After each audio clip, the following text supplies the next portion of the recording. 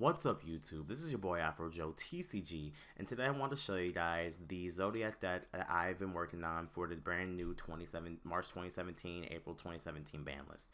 And the reason why I haven't posted this deck right after the combo tutorial or even before is because I wasn't exactly confident in how well I built this deck.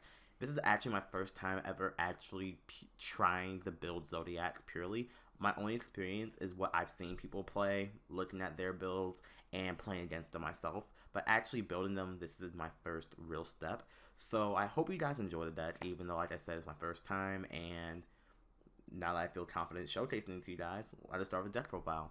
So the deck consists of the 2 Rat, because Rat went down to 2 copies of Viper, because personally, I am running a bit of a tighter space build because I am running Taiju engine, and I really don't see a need for 3 Viper in the main board. I usually only use 1 to 2 a game in the first place, so there's really not a need for the 3rd.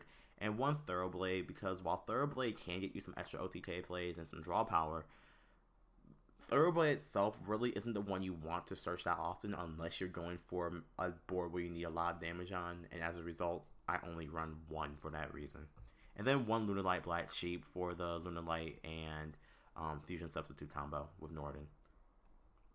And then we have the 3 Speedroid Terratop and the 1 Tate Town board to get your 1 card play going. Actually, to be clear, this is actually the only way that that currently has to make a 1 card combo board of Daigusto Emerald and Durancia. However, you do need to commit to a normal summon as well, which means that you can't just special summon all your monsters and make another normal summon play at the same turn. Then we have 2 copies of Ghost Ogre Snow Rabbit just to eliminate certain problematic cards on the board. And then the newest addition, for me at least, but you guys know, if you've seen the Taiju variant, I'm running the 4 different variants of the Taijus: Thunder King, Dodoran, Kamungus, and Gameciel. They're pretty self-explanatory. Taiju just allow you to get other problematic cards like Mechaba if you're playing Invoke, the 1 card Indestructible Crystal Wing, or if you're playing against Paleozoics and you see Totally Awesome, it's an instant out to all these cards, which could potentially stop you from making your plays. And then once they're out the way, you can just go ham at it. And that's it for the monsters. Only about 16, I believe. Onto the spells, we have the 3 copy of Zoodiac Barrage, standard, 3 Tenki to search out your Rats and your Vipers, 1 copy of Tensu as a personal tech, because Tensu allows you to add an additional normal summon. And as I said before, when you have only 2 Rats, if you're trying to make the full combo board, you need to commit to a 2nd summon, whether that be a special summon or a normal summon. 9 times out of 10, it's probably going to be a normal summon, and Tensu is the best way, in my opinion, to get the normal summon, as you can abuse it with specifically Tiger Cane as it's searchable, and you can combo into a Tiger Cane as well, which means if you don't have Tiger Cane and set Tensu, you already had to search off with your Bullhorn, and you can just normal summon after you activate the Tensu, which is a really, really nice combo to have. 2 Instant Fusion, because Instant Fusion is necessary for you to get to Norden, and Norden is the key player for pretty much most of the combos in this deck, as Rat is now at 2.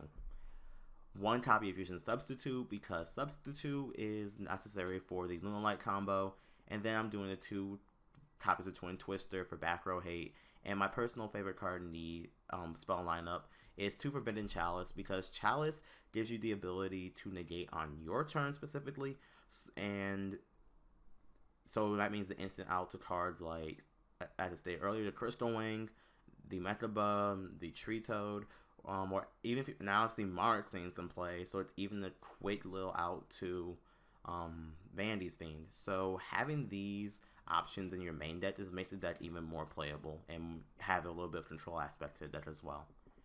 2 Enter the Taiju Slumber and 1 Raigeki for board wipes and getting rid of problematic monsters. These 5 cards put together give you a really good, strong way of being able to play while going second, along with Twin Twister as well for back row.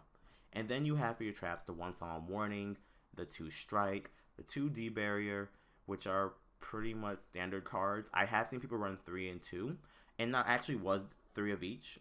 And I was doing that up until I put the Chalices in. And the reason why I put Chalice in over the 3rd copy D-Barrier and Strike is mainly because I can activate Chalice on my own turn. So if I'm going second, it gives me a much better chance of being able to get over the Crystal Wings and the Tree Toads and the Metabuzz and cards like that. Like a single card that can just wipe me out entirely. And yes, I understand running the Kaijus as well, but these cards are so prevalent and so powerful. I feel like having multiple ways of negating those or just getting over them is sort of a necessity for this deck, especially since you lost a little bit of explosive power and consistency on your end. And then the two copies of Stormy Mirror Force.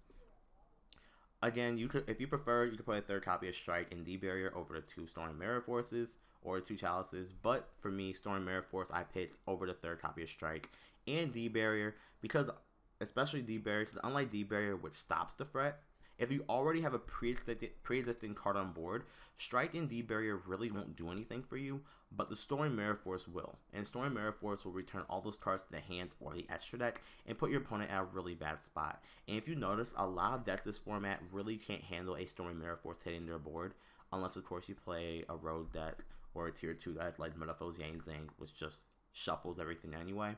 But with the exception of decks like that, Stormy Mirror Force is pretty much going to kill any deck that gets hit by it. And I apologize if you hear that. That's my neighbor's dogs barking. They're always loud, so I apologize for that. And then the one copy of Zoodiac combo to recycle your cards. Dear Lord, they're really loud dogs. But onto the extra deck, I'll try and go a little bit quickly. We have the one Elder Entity Norden, pretty standard. All your combos, or most of them anyway, use him as a material. One Emissary Burn Volker for the Terratops and is part of the one card combo. One Totem Bird, another Terratops target, or Terratops rank 3 target. One Abyss Dweller, a card I personally like running because I feel a lot of cards this format are going to use the graveyard. Paleozoic are going to have cards that activate in the grave, and that's a perfect example. And in the future, True Kings can even activate in the grave as well when they're destroyed.